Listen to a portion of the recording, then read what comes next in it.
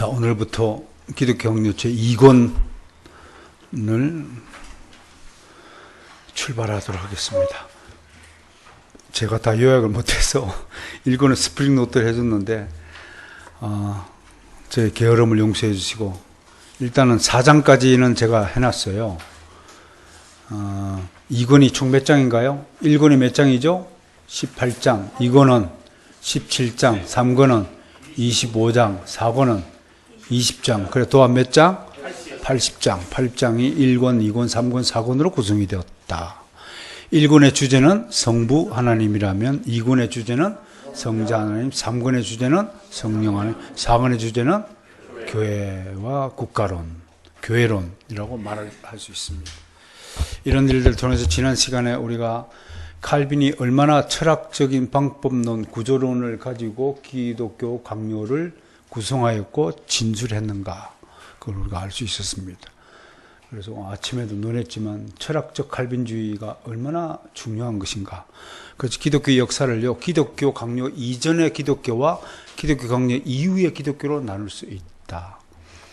기독교 강요 이전의 기독교는 그냥 신비 체험 위주의 기독교였다면, 기독교 강요 이후의 기독교는 이제 정말 신학적, 철학적 기독교의 수준에 되었다. 특히 하나님께서 이렇게 철학적 칼빈주의를 우리에게 종교개혁과 함께 우리에게 선물로 주신 것은 이제는 그리스도인들이 하나님에 관한 지식과 진리를 변정할 수 있는 능력까지를 가지기를 원한다. 그렇게 설명할 수 있습니다. 그러므로 어떤 사실을, 어떤 복음의 진리를 세상 앞에 나와 당당하게 진술하고 증언할 수 있는 수준은 되어야 그분들을 주의 진정한 제자라고 말할 수 있다. 그런 점에서 한국 교회가 앞으로 훈련받고 교육받고 또 발전해 나가야 할 여지가 참 많다라고 할 것입니다. 저는 가끔씩 어떤 성도들로부터 그럼 한국 교회가 어디서부터 잘못되었을까요? 라고 물을 때 답을 안 해도 누가 뭐라 그럴 사람은 없지만, 제주도 가서도 그런 질문을 받았길래 제 생각은 한국 교회가 여전히 유교적 기독교 성향을 버리지 못하기 때문이다라고 말씀을 드렸습니다. 우리는 우리 스스로가 5,000년 동안 우리 가치관과 사상을 지배해온 유불선주의를 가볍게 여겨서는 아니 됩니다. 머리부터 발끝까지 우리는 유교주의자였고 알미니안주의자였습니다. 그 알미니안주의자들이 정말 칼빈주의 관련된 책을 읽고, 우와, 개혁 신학이 진짜 이게 맞는 것이다, 우리가 배웠던 신학은 잘못된 것이다 하고 돌아설 수 있는 것이야말로, 여러분, 이게 간단한 문제가 아니에요. 평생 성결주의자의 신학을 믿고 거기에 뿌리를 두고 설교하고 목회하고 살아왔고, 그렇게 다른 사람에게 내 생각을 말하고 예수를 증언하던 사람이 그걸 바꿔가지고 이게 보통 일이에요? 보통 일 아니에요. 응? 야, 이건 대단한 일이에요. 그런 차원에서 우리에게 주신 이 소중한 믿음을 한번 이렇게 한번 해보세요. 이렇게 만져지는 거.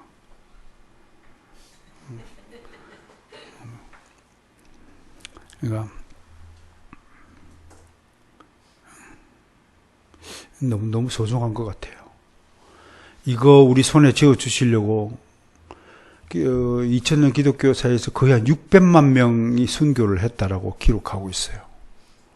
특히 우리가 좀 수요일마다 돌아보는 위건호 선배들 얼마나 피를 많이 흘리셨습니까? 뭐 때문에? 바로 당신한테 이 성경적 믿음을 선물로 주기 위해서 하나님이 그분들 희생시킨 것이에요. 그러니까 이런 그 피해 역사를 기초로 하나하나씩 건축해 왔다 이겁니다. 그것이 칼빈주의 기독교입니다. 그러니까 칼빈주의적 기독교가 아닌 것은 집 모양은 있지만 살 수 없는 집을 지금 짓고 있다. 그렇게 비유할 수 있을 것 같아요. 이건 다른 것들을 폄하하거나 왜곡하자는 뜻이 아닙니다. 실제가 그러하다 이겁니다. 실제가.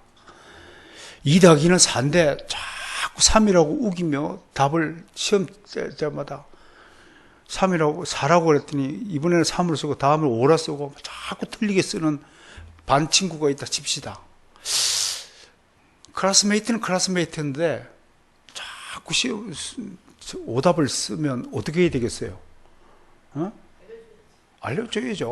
어떻게 알리는 거는 사람마다 틀려요. 뒤통수를 치서 알려주든 뭐 라면 한 걸 사주면서 알려주든 뭐 방식은 다양한 있겠지만 그들도 우리와 같은 형제 자매인 것은 분명하지만 우리가 정답을 가르쳐야 될, 정답을 아는 사람은 정답을 가르칠 필요가 있겠다.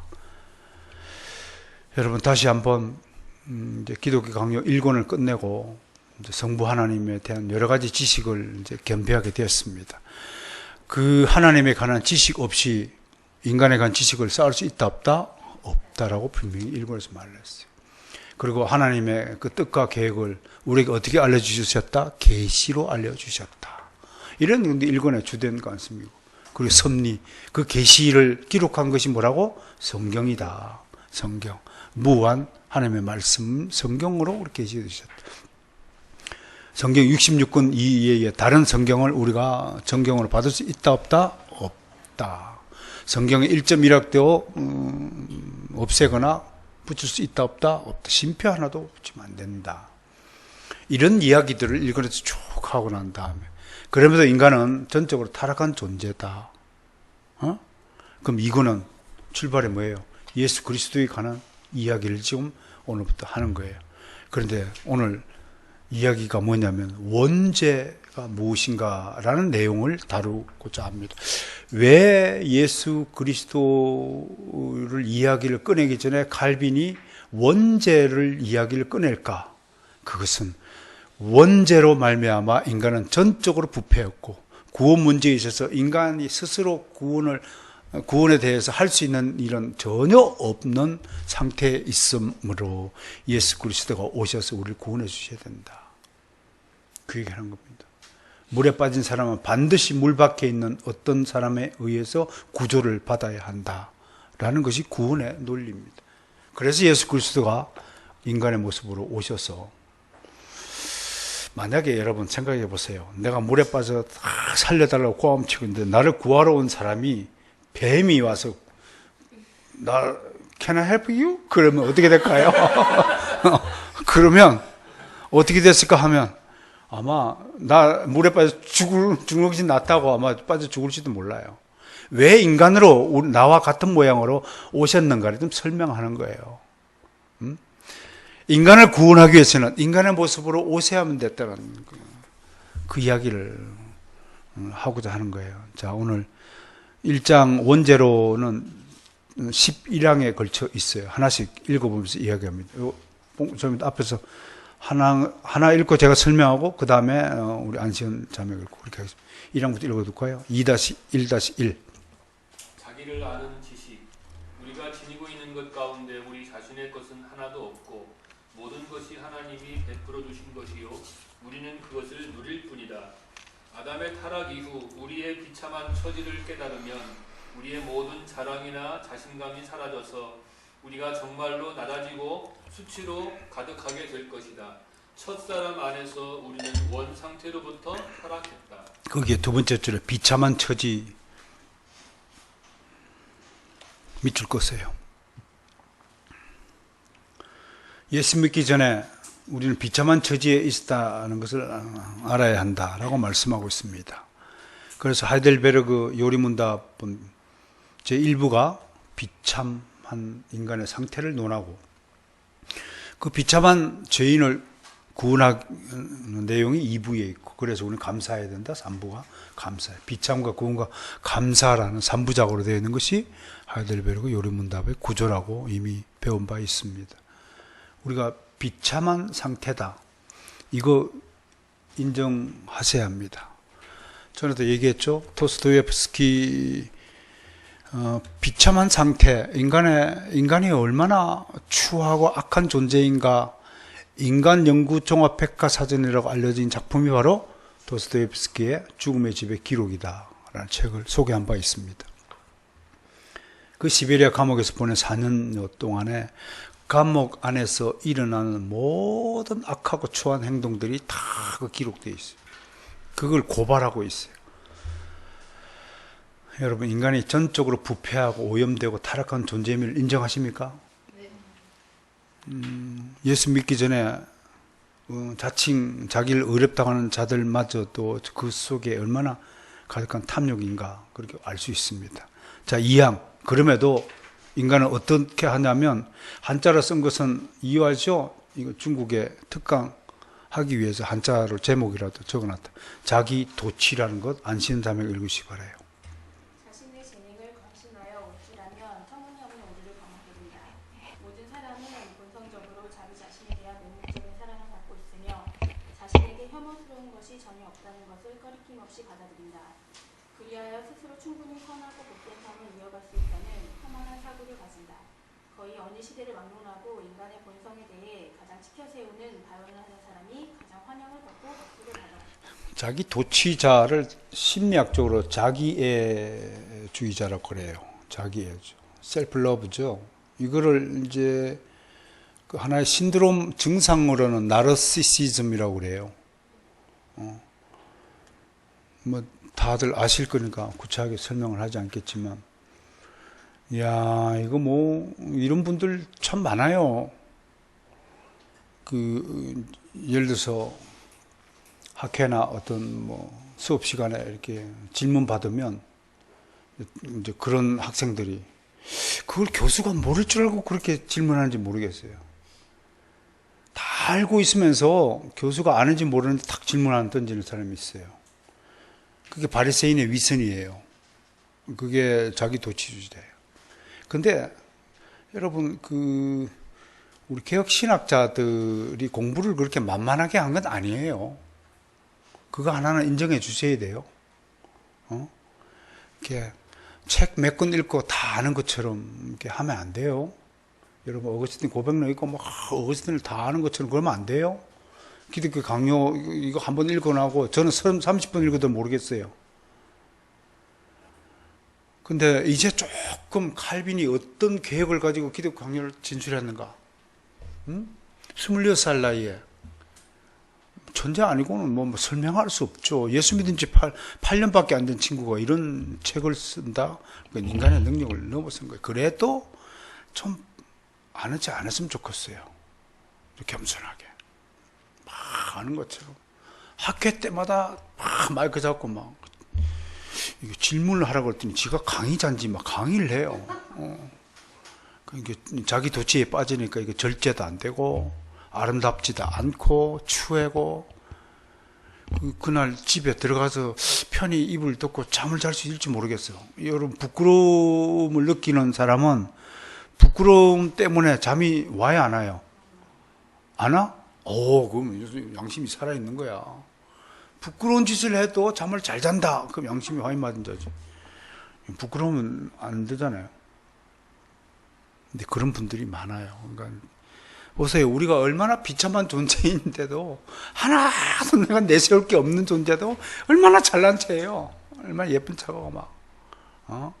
애들, 나 실제로 경험했어요. 숙녀초등학교 앞에서. 니네 집 몇 평이냐? 그 애들 그거 갖고 싸우더라고. 이런 망할 녀석들 봤나? 지가 아파트 샀어? 부모 덕에 지가 잘 살면서. 사람이 겸손해야지. 그러니까 내가 뭔 얘기 하냐. 자기 본분을 망각하고 그렇게 자랑하는 사람은 애들 같으니까 유치 잘나가는 수준이라고. 그랬잖아요. 지 자식 자랑하는 사람. 서울대 아들이 서울대 붙은 학부모는 가만히 있는데 창원대학교 붙들은 막 지 아들 막 우리 아들은 막 공부를 엄청 잘해가지고 어느 학교 붙었어요. 아니 뭐 창원대학교를 내가 뭐 모욕하는 건 아니고 정작 실력이 있고 겸손한 사람 가만히 입을 닫고 있는데 그렇게 오지랖을 떨고 하고 요새 뭐 TV 보니까 어떤 여자 가수 송가인이여라 하는 그 부모가 뭐 완전히 뜨고 있더구만요. 근데 좀 자중했으면 좋겠다는 생각을 들더라고요. 여러분 남 보기에 민망한 것은 남 보기에 민망한 것은 본인도 민망한 거야 사실은. 참 이렇게 자기 도치 빠지지 맙시다. 유치 잘하는 거야 이거. 이런 개혁교회 성도가 말이에요. 이런 신앙의 수준을 갖고 있으면 안 되는. 다음 세 번째. 자기를 아는 지식의 두 가지 가치. 지혜의 두 번째 부분이 우리 자신을 아는 데 있다는 것을 다 동의하지만 그 지식을 어떻게 얻느냐 하는 문제는 굉장한 차이가 있다. 육신적인 판단에 따르는 사람은 자기 자신을 잘 아는 것처럼 보인다. 그러나 하나님의 판단에 따르면 사람은 자기 자신을 신뢰할 만한 것이 자기에게서 발견되지 못한다. 첫째로 사람은 자기가 어떤 목적으로 창조함을 받았으며 또한 어떤 목적으로 고귀한 은사를 부여받았는지 생각해야 합니다. 둘째, 사람은 자기 자신의 능력의 결핍을 인식해야 자기가 아무것도 아닌 존재임을 깨닫게 됩니다. 첫 번째 지식은 자기 의무의 본질을 깨닫게 하고 두 번째 지식은 그 의무를 시행할 자기 능력의 한계를 깨닫도록 도운다. 예, 거기에 첫째 줄에 그 지식을 어떻게 얻느냐 하는 문제. 밑줄 거세요. 지식을 어떻게 얻느냐. 이게 이제 쉽게 말하면 철학에서 인식론이라는 거예요.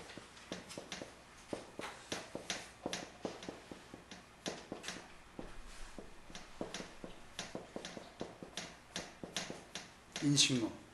How to gain the knowledge라는 거. 인식론이라는 것이 뭐냐면 바깥에 있는 지식을 내가 어떻게 획득하느냐, obtain 하느냐 이게 문제거든. 그래서 이거 하나는 논리학으로 발전하고 하나는 수사학으로 발전해요. 이게 이 두 가지를 인식론을 철학적, 논적이라고 그래요. 이해가 되시나요? 네. 네. 논리학은 밖의 지식을 안에 저장하는 거예요. 저장. 이 저장하는 방식이 이제 여러 가지 개발됐어요. 그 중에 특히 이제 아리스토텔레스요.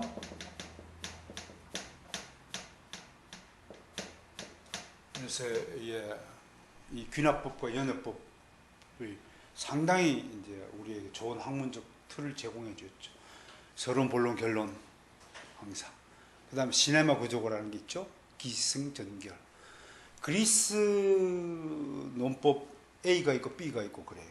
우리 보통 이제 대학원생들 논문 써서 제출하잖아요. 그럼 논문 여러 가지 형식이 있는데 이런 틀을 가지고 소개해요. 논리학 구조를 배우는 거예요. 수사학은 뭔가요? 안의 것을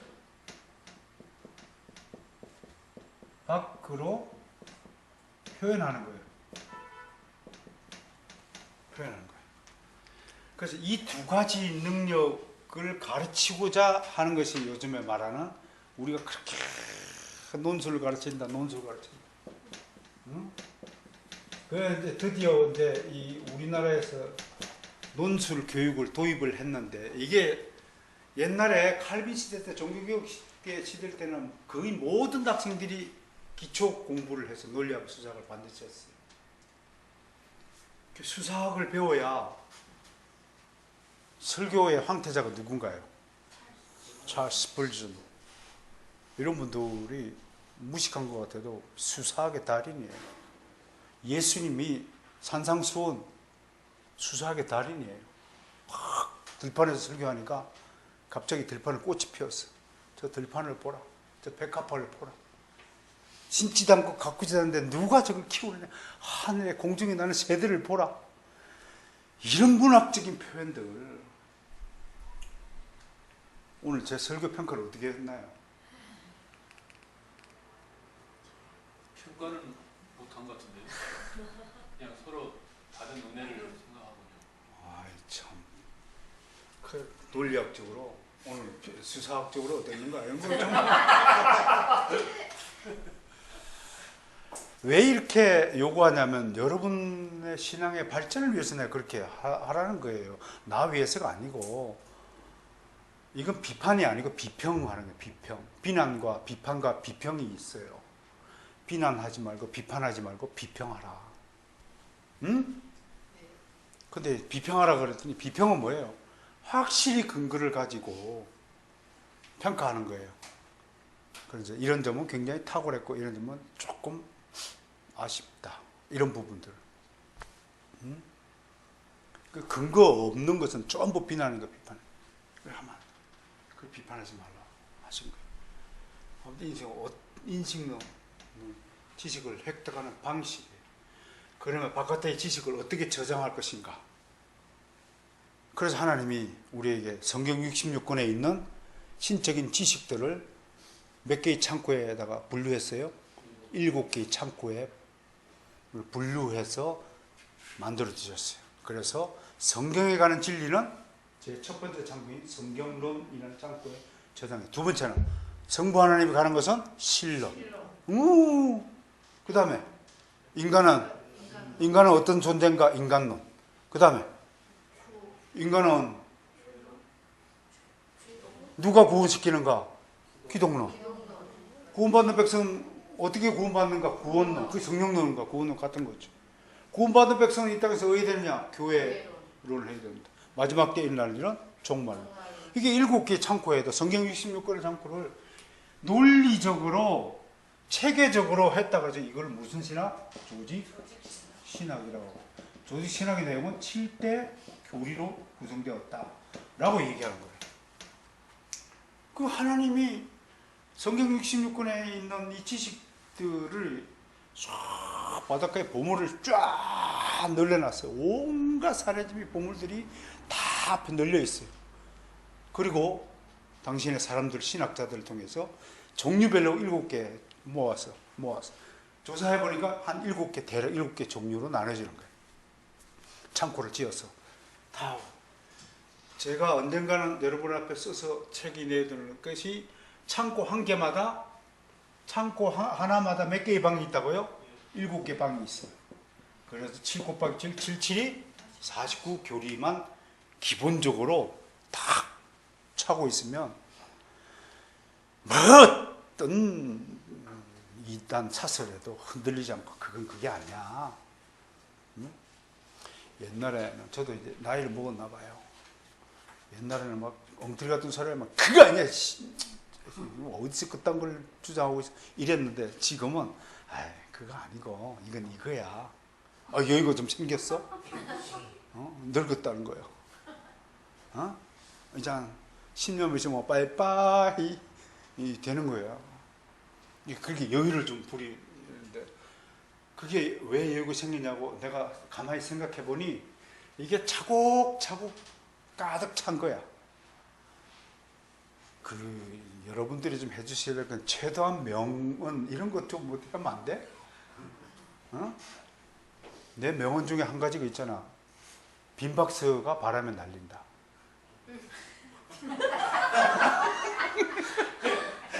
뭐 이상해? 배가 익어야 고개를 숙인다. 그 내가 만든 거 뭘 내가 내렸어? 비슷하다는 거지. 또 뭐 있어요? 참. 그건 옛날에 있던 거고.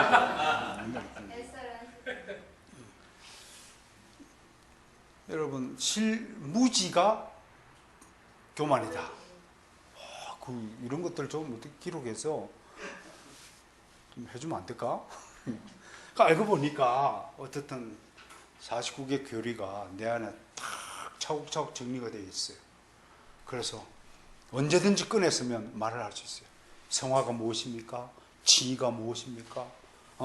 요즘에 다음 내년 봄에 능동적 순종, 수동적 순종에 대해서 우리가 논쟁을 한번 할까 싶어요. 그거 가지고 막 머리 끄댕이 잡고 싸워요, 지금. 아무것도 아닌데, 사실은. 싸워. 2016년에 우리 김세원 유보적 칭의론 싸웠잖아요. 1년 내내. 그래서 아무튼 우리 이겼어요. 사실은. 우리 이겼다고 선포하는 거예요. 아무튼 이런 것들을 지식을 어떻게 얻느냐는 문제. 이런 체계적이고 논리적이고 하는 부분들이 기독교 강요에 그대로 하고, 사실은 이런 논리학에 대해서 이제 영향 받은 것을 스콜라 철학이라고 해요. 스콜라 철학과 기독교 신학이 뭔 차이가 있느냐? 나중에 토마스 아퀴나스라는 가톨릭 신학자는 이 두 가지가 적이 아니고 친구다. 다만 철학은 신학의 신여다 하고 조화를 이야기를 했죠. 근데 다른 게 아니에요. 이 두 가지는.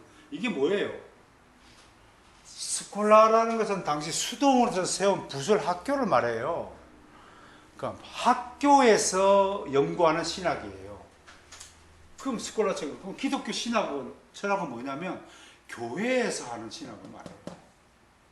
그 기독교 철학이에요. 스콜라 철학과 기독교 철학의 차이가 그런 것이 있죠. 학교에서 하는 것과. 그 스콜라 철학 그 핵심이 뭐냐면 바로 논리학과 수사학 핵심을 쥐고 있어요. 어릴 때부터 가르쳐요. 특히 지금도 프랑스 아이들은 어릴 때부터 이걸 철저히 가르쳐요. 그래서 사실 저는 얘기했잖아요. 대한민국 하는 아이들에게, 한국의 아이들이 이 논술, 이 철학적인 교육이 얼마나 부족하냐면, 우리나라 아이들은 턱없이 부족하죠. 그래서 대한민국 이름의 뜻이 무엇이냐? 그건 몰라. 그런 교육을 배운 적이 없어. 고구려 무용청 그림을 들고 어느 시대 그림이야 그러면 고구려 정답을 다 맞춰 공부하면. 근데 고구려인들이 왜 무덤 안에 이 그림을 넣니? 그러면 몰라. 그런 교육을 받은 적이 없어. 이렇게 철학적 교육이 전혀 없는 상태. 그러니까 신학교에 딱 들어오잖아요. 신학교에 딱 들어오면 객관적 시험은 잘 봐. 근데 질문하더나 아이들이 맨날 교수님 제발 주관식 시험은 안 했으면 좋겠어요. 왜? 전혀 훈련받지 않은 거예요. 여러분들이 다 아는 것 같죠? 여러분들이 다 아는 것 같죠? 이 앞에 나와서 당신 지금부터 유보적 칭의론의 문제가 뭔지 설명해봐. 능동적 순종이 뭐야? 일반 옆에 있는 복음주의 교회는 뭐라고 예수 믿고 복받고 구원받고 막 하든 말든 우리는 우리에게 주어진 사명을 다해야 되잖아요. 그렇게 생각하고 여기서 개혁교회 신앙생활 하는 거죠. 뭐 괜히 애처럼 뭐 사탕 주세요, 뭐 주세요, 뭐 해주세요, 뭐 이거 아니죠, 그죠? 이미 우리는 다 받은 자다. 하나님의 사랑을 받았으면 끝난 거다. 이제 우리가 이 땅에서 해야 될 일은 없지만 베풀자. 베풀자. 콩나물 시금치 파는 할머니한테 절대로 깎지 말자. 백화점 가서는 깎고 시장 가서는 깎지 말자. 적어도 사람이 이렇게 도량이 좀 있어야 되잖아요. 양심이라는 게 있어야죠. 어떻든 그런 것이 좀 되었으면 좋겠다 하는 측면에서 인식론, 기독교 인식론, 특히 코넬리우스 반티에 이르면 기독교 인식론은 굉장히 발전합니다. 월요일날 내일도 목사님들이 기독교 철학을 배우기 위해서 한 10분쯤 오시잖아요. 나는 그분들도 마찬가지예요. 그분들 잘못이 아니라고 봐요. 이런 교육을 받아본 적이 없다는 거예요. 신학교 4년 동안에도 나한테 와서 처음 배운다는 거예요. 이게 우리의 현주소라는 것. 그런 차원에서 우리가 이 점을 중요하고, 그 다음에 두 가지 측면, 하나는 목적이고 하나는 능력이에요. 첫째, 목적에 밑줄 긋고 밑에다가 자신의 능력의 결핍에 밑줄 그어주세요. 자기를 아는 지식의 두 가지 측면이 뭐냐면, 자기를 아는 것에 있어서 무엇이 중요하냐, 내가 어떤 목적을 가지고 창조되었는가를 아는 것이 중요하다, 그 얘기예요. 그 다음에 내 능력이 지금 현재 어떤 능력인가를 아는 것이 중요하다는 거예요. 그게 자기를 아는 굉장히 중요한 지렛대라는 거예요. 자, 봅시다. 절 봐요. 좀 이제 잠에서 좀 깨어나고 다들. 봐봐요. 우리가 태어난 목적이 뭔가요? 하나님을 영원히 그분을 즐거워하는 거. 소위는 다 1번이야. 그런데 내가 당신의 인생의 목적이 뭔가, 아, 저는 돈 많이 벌어갖고 뭐 장로가 돼가지고 섬기겠다. 그러면 벌써 그거는 교리적 인간이 아니야. 소위는 문답도 안 배운 거야. 배운 것을 써먹어야 되잖아요. 우리 모두의 공통된 목적은 glorify our God. 우리의 하나님을 영원하게 하는 거예요. 믿습니까? 그리고 10편 34편처럼 enjoy him. 그걸 즐거워하는 거예요. 하나님만 생각하면 즐거워야 돼요. 교회 나오는데 쌍판떼기가 그냥 어디 취해가지고 끔끔하면 그분을 즐거워하는 게 아니잖아요. 여러분, 이 얼굴이 뭐예요? 하나님의 영광을 드러내는 가장 표면적인 형상의 얼굴이에요. 이게 하나님의 형상이 드러나야 돼요. 거듭난 사람의 형상이 얼굴에 드러나야 돼요. 눈빛에서 나타나야 돼요. 말투에서 나타나야 돼요. 미소에서 나타나야 돼요. 근데 우리 꼬라지가 어떻게 되냐? 어둡잖아요. 칙칙하잖아요. 힘들면 그냥 오만 쌍을 다 누구 있어? 내 옆방에 앉는.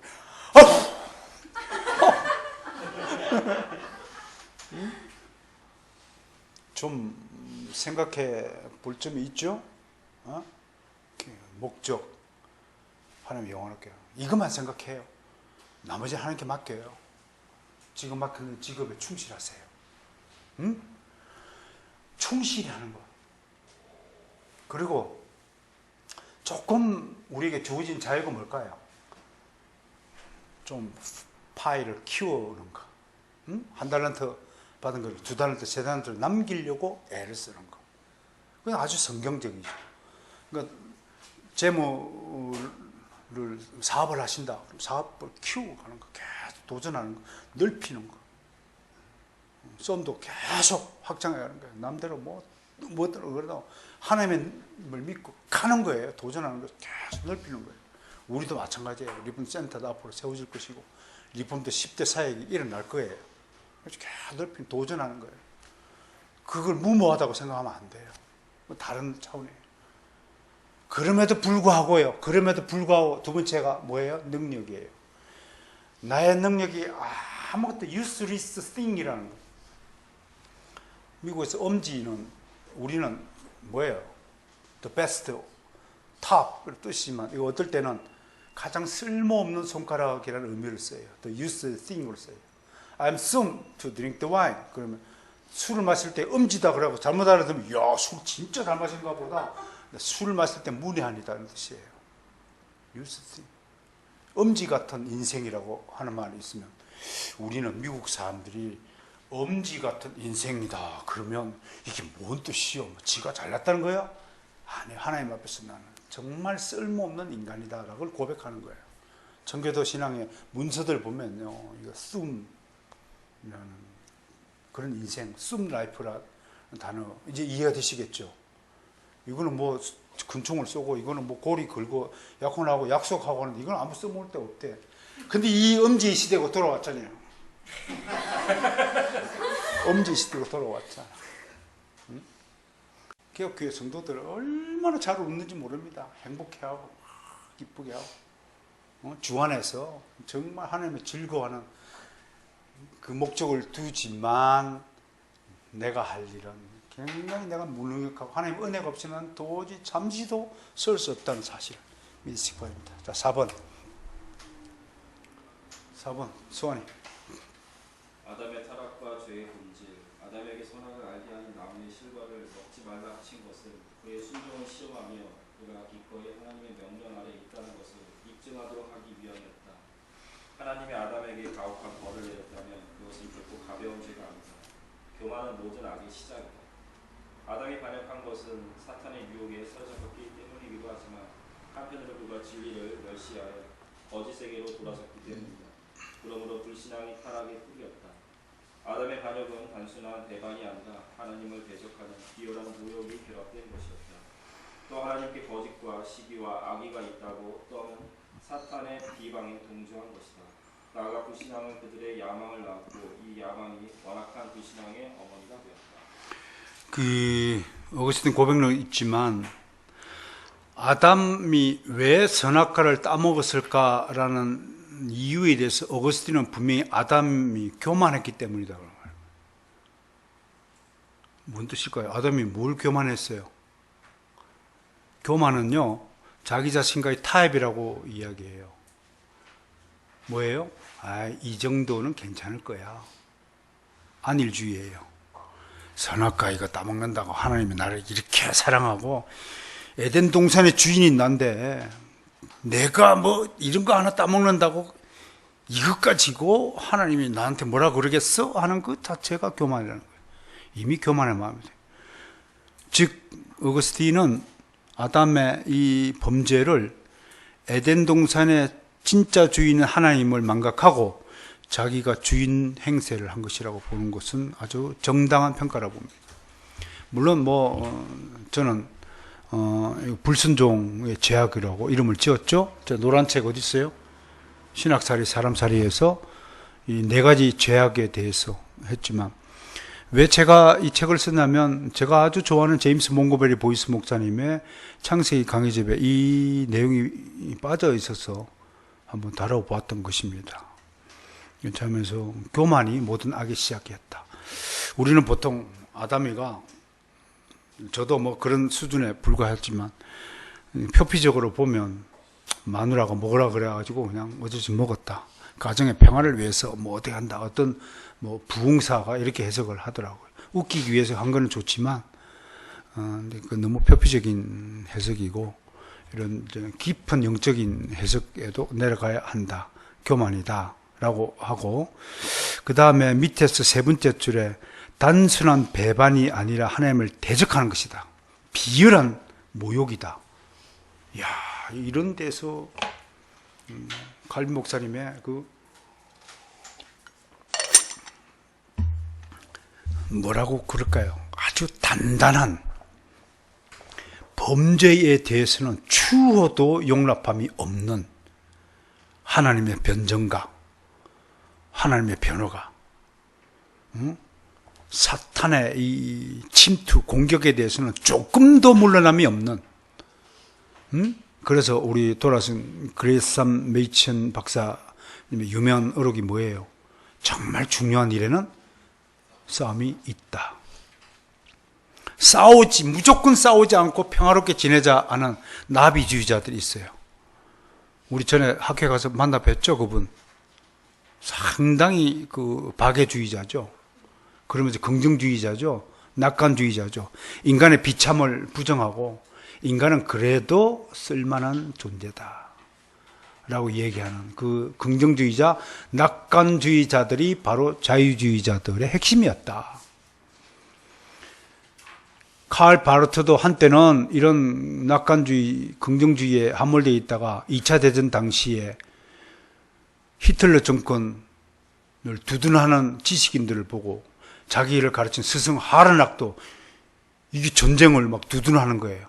그 독일 히틀러 광신 열풍이 막 히틀러 정권에 열풍이 몰아붙일 때 모든 기독교들이 히틀러를 지지하는 선언을 했단 말이에요. 이게 전적으로 타락한 인간의 역사예요, 여러분. 우리나라라고 그런 일이 일어나지 않을 것 같아요? 여러분, 우리 기독교, 한국 기독교 부끄러운 역사 하나 소개할까요? 6.25 전쟁 때요. 북한 평양에서 실제로 일어난 사건입니다. 그걸 역사 왜곡해갖고 전부 순교했다고 그러는데 12명의 순교자 열전이라는 책도 있었지만 실제로는 한 명만 진짜 순교하고 나머지는 다 뒤에 가가지고 살려달라고 싹싹 빌었다고 합니다. 그 역사예요. 그게 부끄러운 역사. 우리도 사실 장담 못하잖아요. 여기 가서 손들아이 에미나이 예수를 부정하면 살려주고 예수 신으면 죽으면 뭐가지를 뵐 거야. 어떻게 해? 제일 좋은 방법은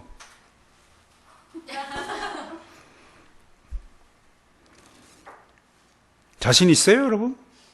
우린 자신하면 안 돼요. 우리는 능력이 없는 사람이에요. 우리는 순교할 자신이 없는 거예요. 다만 바라옵기는 성령께서 나를 지켜주옵소서. 불쌍히 여기소서. 그것밖에 할 길이 없는 거예요. 폴리카브 뭐 능력이 있어서 다 찬송 부르면서 하는 것 같아요. 그때에 하나님이 함께 하신 거예요. 성령이 도와주신 거예요. 다니엘과 제 친구가 무슨 인간의 능력이 대단해서 우리보다 별다른 능력이라서 뭐 외계에서 온 뭐 이상한 능력을 가진 신비한 인물에서 그 끓는 가마솥 풀무불 속에서 견딘 것 같아요. 하나님이 함께 한 거예요. 우리가 바랄 것은 그것밖에 없어요. 우리는 순교할 아무런 능력이 없어요. 까불대지 마요. 순교하겠다가 뭐 자기 신앙을 대단히 높게 생각하고 보장하고 그러지 마요. 그런 거 아니에요. 기독교가 철저히 연약한 종교예요. 그래서 어리석은 자를 먼저 부르고 약한 자를 강하게 만들고 세워주시고 하는 거예요. 없는 자 채워주려고. 무슨 능력이 있어요? 뭐 어떤 부흥사 같은 옛날에 뭐예요? 막 믿는 자는 뭐 능치 못할 일이 없다고 막 빌립보서 4장 13절 그 말씀 가지고 엄청나게 부흥했잖아요. 부흥사 막 하얀 바지 빼꾸도 신고 막 하얀 바지 신고 막 손수건 흔들면서 뭐 뭔 짓을 했어요. 막 능력 받으라 막 그래가지고 확 하면 쓰러지고 막 이상한 능력을 발휘하고 별 쇼를 다 했잖아요. 그게 기독교인 줄 알고요. 그거 기독교 아니에요. 기독교 그렇게 천박한 종교 아니에요. 지금도 막 왈랄랄랄라 막 이상한 막 방언 기도를 해석고 난 아무리 생각해도 왜 기도를 그렇게 요란스럽게 해야 돼? 하나님을 능멸하는 거예요. 그러시면 안 돼. 그래 이런 것들이요 단순한 배반이 아니라 대적이라고 하는 거예요. 대적. 여러분 배반과 대적이 차이가 뭐 거기서 거기겠지만 배반은 다시 돌아설 수 있는 거지만 대적은 영원히 돌아올 수 없는 다리를 걷는 거 이런 차이가 있어요. 두 단어가요. 배반했다가 다시 돌아올 수 있어 없어요? 있어요. 그래서 비트레이라고 하는 거예요. 그 대적은 뭐예요? 대적은 안티예요. 안티고니즘이라고 그래요. 이 단어가 철학적으로요. 비트레이는